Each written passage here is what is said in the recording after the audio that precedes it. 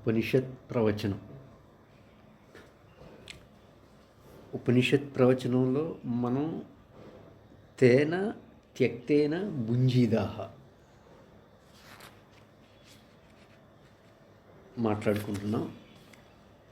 అక్కడ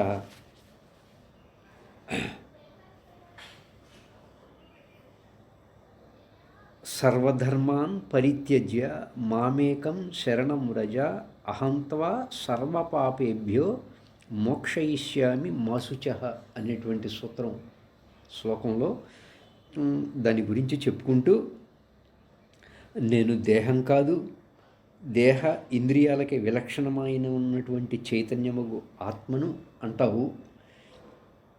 తత్వశాస్త్రం అధ్యయనం చేసినప్పుడు ఆ వ్యక్తి ఏమంటాడంటే నేను దేహం కాదు అంటాడు. దేహం ఎందువల్ల వచ్చింది? కర్మ వల్ల వచ్చింది. ప్రారబ్ధం వల్ల ఈ దేహం భాషించింది.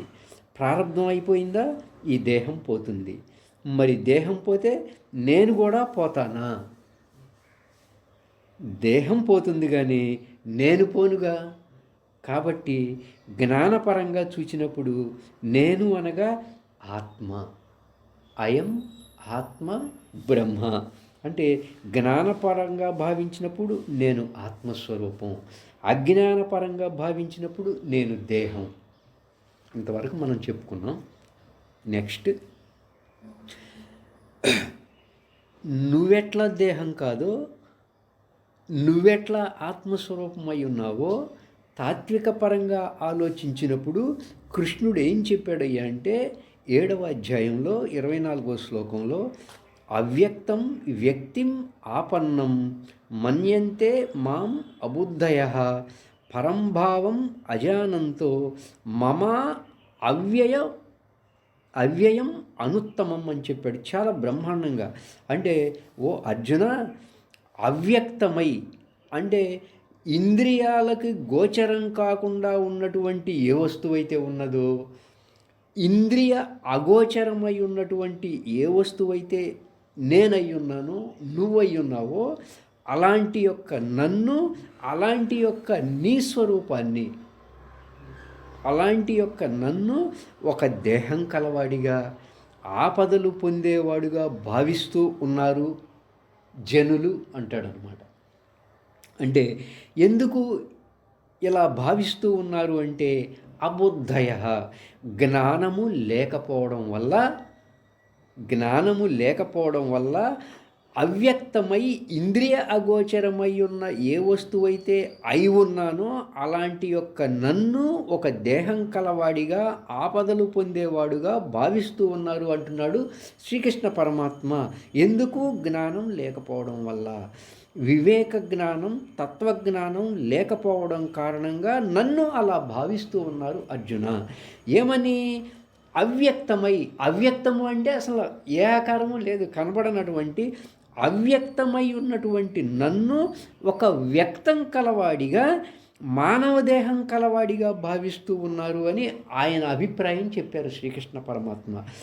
మమభూత మహేశ్వరం అంటే సమస్త విశ్వానికి అధిష్టానమును శాసించేవాడిని, పోషించేవాడిని ఉన్న వాస్తవం అది. ఆ వాస్తవంలో ఉండలేకపోవడం మన బలహీనత. అంటే ఎట్లా నువ్వు ఆత్మ అయి ఉన్నావో ఆయన కూడా విశ్వ చైతన్యమైనటువంటి బ్రహ్మమై ఉన్నాడు. ఎట్లా నువ్వు బ్రహ్మస్వరూపమై ఉన్నావో అట్లా ఆయన కూడా విశ్వ చైతన్యమైనటువంటి బ్రహ్మస్వరూపం అయి ఉన్నాడు. అందుకనే ఆయన ఏమంటాడయ్యా అంటే సాంఖ్యయోగంలోనే మొట్టమొదట్లోనే, ఓ అర్జున, నత్వేవాహం జాతునాసం నత్వం నేమే జనాధిపాః నచైవ భవిష్యామః సర్వే వయం అతః పరం. అంటే ఓ అర్జున నీవు, త్వం ఓ అర్జున నేను, అహం నేను, ఓ అర్జున ఈమె జనాధిప అందరము కూడా, ఈ రాజులందరము కూడా, అంటే అర్జున నీవు నేను అందరము కూడా ఎప్పటికీ ఉన్నాము, ఎప్పటికీ ఉన్నాము, ఇక ముందు కూడా ఉంటాము అన్నారు. అంటే ఏం చెప్పారు అక్కడ? విశ్వ చైతన్య బ్రహ్మముగా నీవు విశ్వచైతన్య బ్రహ్మముగా, నేను విశ్వచైతన్య బ్రహ్మముగా, అందరము విశ్వచైతన్యమైనటువంటి బ్రహ్మస్వరూపులమే అనే భావన కృష్ణ పరమాత్మ చెబుతున్న మాట సాంఖ్యయోగంలో ఈ సూత్రంలో, ఈ శ్లోకంలో. కాబట్టి ఇక్కడ మాం ఏకం, శరణం రజ అంటున్నాడు కదా, మాం ఏకం అని చెప్పినప్పుడు ఏ యొక్క వేదం బోధిస్తూ ఉన్నదో ఏకం ఏవా అద్వితీయం బ్రహ్మ అంటున్నారో ఆ విశ్వచైతన్యమైనటువంటి బ్రహ్మము కృష్ణ పరమాత్మ. ఆ విశ్వచైతన్యమైనటువంటి బ్రహ్మము నేను, ఆ విశ్వచైతన్యమై ఉన్నటువంటి బ్రహ్మము మీరు, ఆ విశ్వచైతన్యమై ఉన్నటువంటి బ్రహ్మమే అందరము.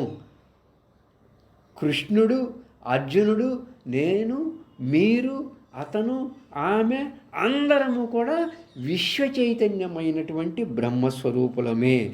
ఆ బ్రహ్మస్వరూపమైనటువంటి నన్ను అర్జున, అటువంటి బ్రహ్మస్వరూపమై ఉన్నటువంటి నన్ను సర్వధర్మాన్ పరిత్యజ్య, అంటే ఏ జీవుడైతే ఇంద్రియాల వైపుకి పరుగు తీస్తూ ఉన్నాడో, ఇంద్రియాలతో సంబంధం పడి దేహధర్మములు, ఇంద్రియ ధర్మములు తనపై ఆరోపితం చేసుకొని ఈ ప్రపంచంలో అలమటిస్తూ ఉన్నాడు, దుఃఖిస్తూ ఉన్నాడు, భవబంధాలలో మునుగుతూ ఉన్నాడు, సంసారాదులలో ప్రపంచ విషయాల్లో మునిగిపోతూ ఉన్నాడు.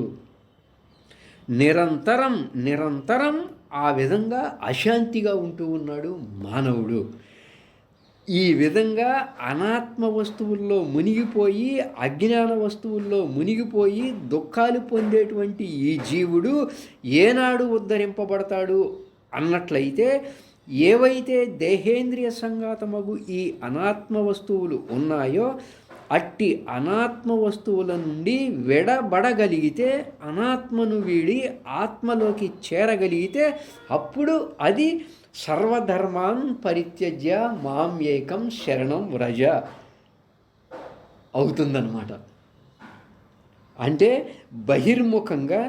బహిర్ముఖుడవై ఇంద్రియాలతో సంబంధం పడి, విషయాలతో సంబంధం పడి ఈ సాంసారిక విషయాల్లో మునిగిపోయేటువంటి నువ్వు ఆ ఇంద్రియముల యొక్క సంబంధమును వీడి అంతర్ముఖుడవై బ్రహ్మస్వరూపుడనైనటువంటి, అంటే నన్నొక్కడే ఏ విశ్వచైతన్య బ్రహ్మముగా ఉన్నానో అట్టి నన్ను ఆశ్రయించినట్లయితే సమస్త పాపాల నుంచి విడబడతావు, అన్ని దుఃఖాల నుంచి నువ్వు బయటపడతావు.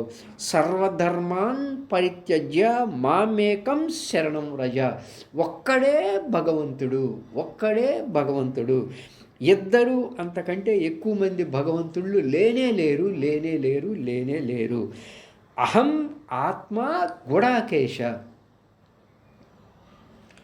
అహమాత్మా గుడాకేశ సర్వభూతాశయస్థిత అహం ఆదిశ్చ మధ్యంచ భూతానాం అంతమేవచ. టాప్ లెవెల్లో చెప్పేశాడు. ఈ ప్రాణుల యొక్క ఆదిలో ఉన్నది విశ్వచైతన్యమైనటువంటి బ్రహ్మస్వరూపమే, అంతంలో ఉన్నది విశ్వచైతన్యమైనటువంటి బ్రహ్మస్వరూపమే, మధ్యలో ఉన్నది కూడా విశ్వచైతన్యమైనటువంటి బ్రహ్మస్వరూపమే. అర్జున, సమస్త ప్రాణుల హృదయములందు ఆత్మస్వరూపుడనైనటువంటి నేను ఉన్నాను. అర్జున, సమస్త ప్రాణుల హృదయములందు ఆత్మస్వరూపుడమైనటువంటి నీవున్నావు. అర్జున, సమస్త ప్రాణుల హృదయములందు ఆత్మస్వరూపులమైనటువంటి అందరము కూడా ఉన్నాము. నేనే సర్వభూత సృష్టి, అంటే బ్రహ్మస్వరూపమైనటువంటి నేనే సర్వభూత సృష్టి, నేనే సర్వభూత స్థితి, నేనే సర్వభూతముల యొక్క లయము అవుతున్నాను అన్నారు. కానీ శ్రీకృష్ణ పరమాత్మ అంతేగాక ఆయన ఇంకా ఏమన్నారయ్యా అంటే, విభూతి యోగంలో అంటే రుద్రాణం శంకరశ్చ అస్మి, రామ శస్త్రభృతాం అహం, ఆదిత్యానాం అహం విష్ణు. ఇలా దాదాపు ఒక 20 శ్లోకాల్లో చెప్తూ ఉంటారనమాట ఆయన. ఏంటి? నేనే విష్ణువును, నేనే రాముడను, అంటే ధనుస్సు ధరించే వారిలో నేను రాముడను అంటాడు. అంటే నేనే విష్ణువును, నేనే రాముడను, నేనే కృష్ణుణ్ణి అన్నాడు. నా విభూతి కృష్ణుడు అన్నాడు, నా విభూతి రాముడు అన్నాడు, నా విభూతి విష్ణువు అన్నాడు, నా విభూతి శంకరుడు అన్నాడు, నా విభూతి ఐశ్వర్యం అన్నాడు. మరి ఆ నేను ఎవరయ్యా అంటే ఆ నేనే విశ్వ చైతన్యమైనటువంటి బ్రహ్మము, ఆ నేనే విశ్వ చైతన్యమైనటువంటి ఆత్మస్వరూపము. ఆ విశ్వ చైతన్యమైనటువంటి బ్రహ్మమునందు ఇవన్నీ మహత్తరమై ఉన్నటువంటి యొక్క మహిమ కలిగి, ఎంతో గొప్ప శక్తి కలిగి, దివ్యశక్తులు కలిగి ఉన్నటువంటి యొక్క ఉపాధులే దేవతా రూపాలు. బ్రహ్మస్వరూపమే రాముడు, బ్రహ్మస్వరూపమే విష్ణువు, బ్రహ్మస్వరూపమే శంకరుడు, బ్రహ్మస్వరూపమే అమ్మవారు. బ్రహ్మస్వరూపము యొక్క ఉపాధులే దేవతా రూపాలన్నీ కూడా అర్జున అని ఈ శ్లోకం యొక్క అర్థం. అలాంటి దేవతామూర్తులని ఆరాధించేటువంటి యొక్క మానవ సముదాయము అలాంటి దేవతానుగ్రహం పొందినప్పుడు సమస్యలు, వేదనలు, దుఃఖాల నుంచి బయటపడవచ్చు. తప్పులేదు దాంట్లో. అలాంటి అంటే విశ్వ చైతన్యమైనటువంటి బ్రహ్మస్వరూపం యొక్క ఉపాధులే కాబట్టి ఆ దేవతామూర్తులు, ఆ దేవతామూర్తులని ఆరాధించేటువంటి యొక్క మానవ సముదాయము అలాంటి దేవతానుగ్రహం పొందినప్పుడు సమస్యలు పోవచ్చు, వేదనలు పోవచ్చు, దుఃఖాల నుండి బయటపడవచ్చు. కానీ మోక్షం అనేది మాత్రం రాదు.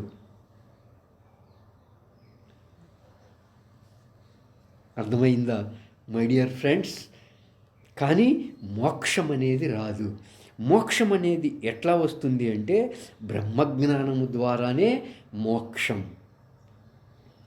విశ్వ చైతన్యమైనటువంటి బ్రహ్మమును పొందితేనే మోక్షం అండి. కాబట్టి యత్ యత్ విభూతి మత్ సర్వం.